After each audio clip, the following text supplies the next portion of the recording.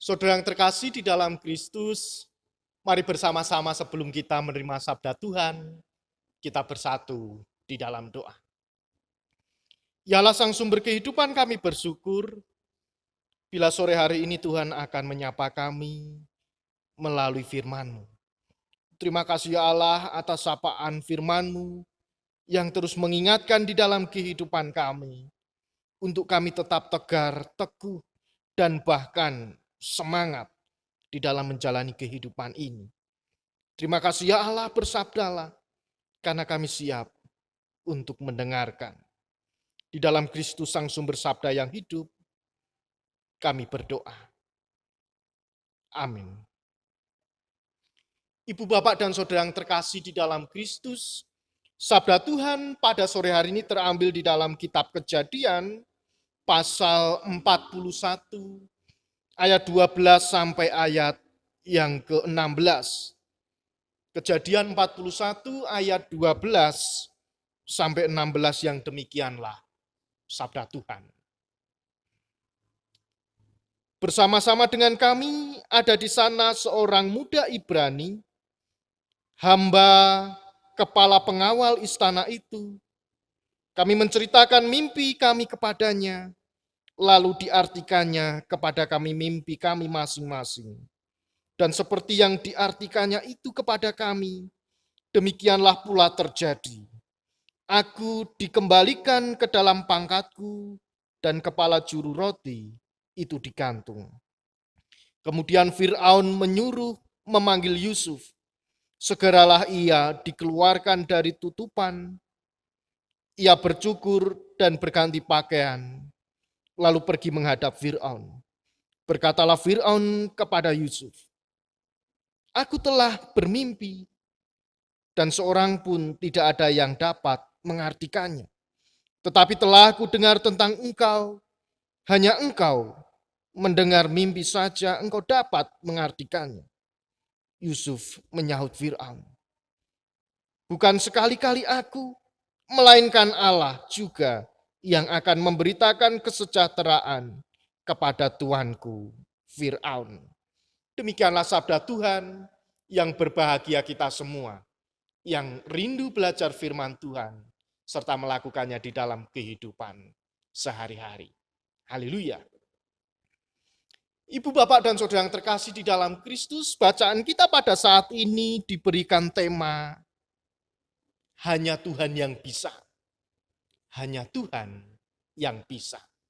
Ibu, bapak, dan saudara yang terkasih di dalam Kristus, mungkin di antara kita atau kita pernah mengalami mimpi. Dan mimpi itu mungkin akan kita artikan, wah, mimpi apa ya?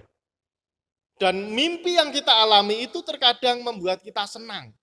Karena mimpinya itu bagus atau mimpinya itu baik. Ada juga mimpi yang terjadi, yang dialami oleh manusia, itu membuat manusia itu khawatir dan takut. Karena mimpinya pasti mimpi yang tidak baik atau mimpi yang jelek. Dan akhirnya membuat manusia ini bingung. Apa ya mimpiku? Apa artinya mimpi yang sedang terjadi? Dan akhirnya seseorang itu baik mimpi yang baik dan mimpi yang kurang baik, itu pasti akan dicari artinya apa toh? Maksud dari mimpi itu seperti apa? Dan bahkan jika ada seseorang itu yang nakal atau seseorang itu yang memiliki pengalaman atau memiliki sifat yang kurang baik, mimpi diartikan, buka buku primbon, ditembak nomere. Wah, mimpi iki artinya apa? Nomor iki akhirnya apa? Ditembak apa? Main togel. Nah, itu adalah contoh yang tidak baik. Jangan ditiru. Tetapi di dalam kehidupan kita sebagai orang yang masih diberikan kesempatan ketika ada mimpi-mimpi, tentunya mimpi itu akan mempengaruhi kehidupan seseorang. Mimpi itu akan mempengaruhi sifat dan juga karakter seseorang karena mimpinya itu akan membawa, menuntun seseorang itu untuk selalu bertanya-tanya, selalu penasaran, wah arti mimpi ini ya apa? Nah, ibu, bapak, dan saudara yang terkasih di dalam Kristus, Bacaan kita bagaimana diceritakan. Ketika kita membaca keseluruhan pasal 41, ternyata Fir'aun ini sedang bermimpi. Dia berada di tepi sungai Nil. Ketika dia berada di tepi sungai Nil, dia melihat bahwa ada seekor lembu atau lembu yang jumlahnya 7 itu gemuk-gemuk. Yang pertama, melihat 7 ekor lembu, gede-gede lemu-lemu. Nah, kayak sing khotbah, kayak pendeta ini lemu-lemu.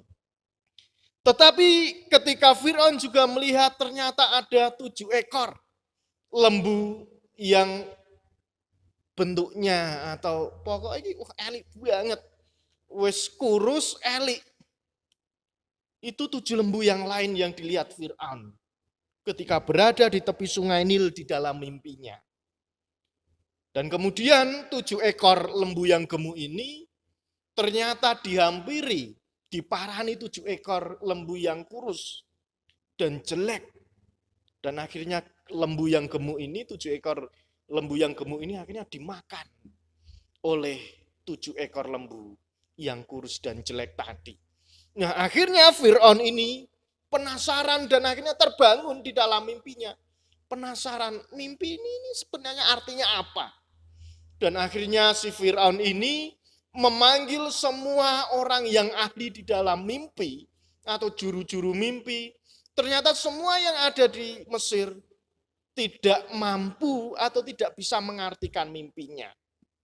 Dan akhirnya ketika dia berjumpa dengan juru minum ini menceritakan bahwa saya memiliki atau pernah mengenal seseorang yang mampu menafsirkan, mengartikan mimpi itu, dan mimpi itu ternyata benar-benar menjadi kenyataan.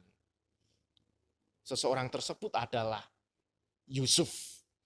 Yusuf dari Ibrani atau orang Ibrani. Nah, saudara yang terkasih di dalam Kristus. Seorang Fir'aun yang adalah seorang raja yang memiliki kedudukan, memiliki pangkat, memiliki kekuasaan yang ditakuti oleh semua orang, ternyata ketika ia bermimpi, seorang Fir'aun ini merasa ketakutan. Seorang raja kalah karo mimpi. Kita bisa bayangkan. Tetapi apa yang dialami oleh Fir'aun ini, itu juga terkadang mewakili di dalam kehidupan kita orang percaya. Ketika seseorang itu mengalami mimpi atau pernah bermimpi dan mimpinya itu akan diartikan, artinya apa ya? Terkadang manusia ini mencari seseorang atau manusia lain yang lebih dipercayai untuk mengartikan mimpinya. Inilah sifat manusia. Apapun kedudukannya, dimanapun tempatnya, apapun jabatannya, siapapun orangnya, pasti akan merasa takut dan meminta seseorang untuk menolongnya ketika dia mengalami mimpi yang sangat buruk. Nah, ibu bapak dan saudara yang terkasih di dalam Kristus, dari bacaan kita saat ini, Kejadian pasal 41 ayat 12 sampai ayat 16. Ada satu poin yang sangat menarik. Ternyata di dalam kehidupan manusia, itu ada titik lemah, ada sisi lemah yang membuat manusia itu jatuh dan melupakan penciptanya, yaitu melupakan Tuhan. Kalau cerita Fir'aun dilihat dari sisi mimpi, bagaimana dia mengalami rasa takut. Mungkin di dalam kehidupan kita, ada sisi-sisi lain, ada titik-titik di mana kita juga akan mengalami ketakutan dan akan mencari seseorang dan kita melupakan Tuhan ketika mencari solusi atau permasalahan di dalam kehidupan kita. Tapi sore hari ini kita diingatkan, walaupun Yusuf mampu menafsirkan, mengartikan mimpi Fir'aun, Yusuf tidak menyombongkan diri. Bahwa segala sesuatu yang sudah dilakukan Yusuf ketika mampu mengartikan mimpi Fir'aun, itu bukan berasal dari kekuatan ataupun dari kepandaiannya sendiri. Tetapi itu adalah dari Allah sendiri, di mana Yusuf dipakai Allah untuk mengartikan, menafsirkan mimpi Fir'aun. Dan memang hal itu terbukti. Ibu bapak dan saudara yang terkasih di dalam Kristus, tema kita yang mengangkat di dalam kehidupan kita, bagaimana hanya Tuhan yang bisa. Terkadang di dalam kehidupan kita ketika kita mengalami rasa takut, mengalami rasa khawatir, kita membutuhkan pertolongan itu, terkadang seolah-olah masalah itu membutakan hati kita untuk melupakan Tuhan. Kalau dilihat dari sisi Fir'aun memang benar. Karena Fir'aun belum mengenal Allah pada waktu itu. Makanya Fir'aun mencari seseorang yang lebih pandai, yang mampu mengartikan atau menafsirkan mimpi yang dialaminya. Bagaimana dengan kehidupan kita? Kita menjadi orang percaya, sudah dibaptis, sudah menerima sakramen perjamuan, menerima keselamatan. Terkadang kita ini sama seperti Fir'aun yang belum mengenal Allah. Justru terkadang di dalam kehidupan kita, ketika ada masalah, kita lebih dahulu mencari orang lain, mencari pertolongan yang lain, dibandingkan ketika kita memiliki masalah, mencari Allah yang sudah memberikan keselamatan dan menolong kehidupan kita. Nah, ibu bapak dan saudara yang terkasih di dalam Kristus, inilah perbedaannya. Ketika orang belum mengenal Allah, sangat wajar ketika meminta pertolongan kepada orang lain yang lebih dipercayai dibandingkan Allah. Karena memang benar, belum mengenal Allah. Tetapi bagaimana dengan orang yang sudah mengenal Allah, ketika memiliki masalah, pergumulan di dalam kehidupannya, terkadang kita ini seperti Fir'aun. Tidak mencari Allah terlebih dahulu, tetapi terkadang kita mencari orang lain, mencari manusia, mencari orang yang lebih dikatakan pinter untuk menolong permasalahan yang sedang dialami. Inilah perbedaan antara orang yang belum mengenal Allah dan orang yang sudah mengenal Allah. Ibu bapak dan saudara yang terkasih di dalam Kristus, sore hari ini kita diingatkan kembali. Sore hari ini kita dikritik kembali di dalam kehidupan kita. Tidak hanya mimpi yang mungkin membuat kita takut, tetapi terkadang masa depan yang mungkin belum kita ketahui. Itu justru juga yang membuat kita mungkin takut, merasa khawatir. Akan seperti apa masa depanku nanti? Siapa jodohku nanti? Bagaimana pekerjaanku nanti? Bagaimana keluargaku nanti? Bagaimana anak-anak dan cucuku nanti? Terkadang manusia lebih fokus dengan masalah-masalah yang mungkin belum terjadi atau yang terjadi saat ini. Tetapi sore hari ini kita diingatkan bagaimana kita harus berbeda dengan orang yang belum mengenal Allah dan orang yang sudah mengenal Allah. Justru orang yang sudah mengenal Allah itu percaya. Dia lebih kuat, dia lebih optimis. Mungkin mimpi yang kita alami itu adalah kembange wong turu. Mungkin bisa terjadi, mungkin bisa tidak. Tetapi itu yang tidak menentukan. Tetapi itu yang bukan menentukan di dalam perjalanan kehidupan kita. Yang menentukan perjalanan kehidupan kita, itu adalah rencana Allah. Bukan mimpi-mimpi yang pernah terjadi atau pernah kita alami.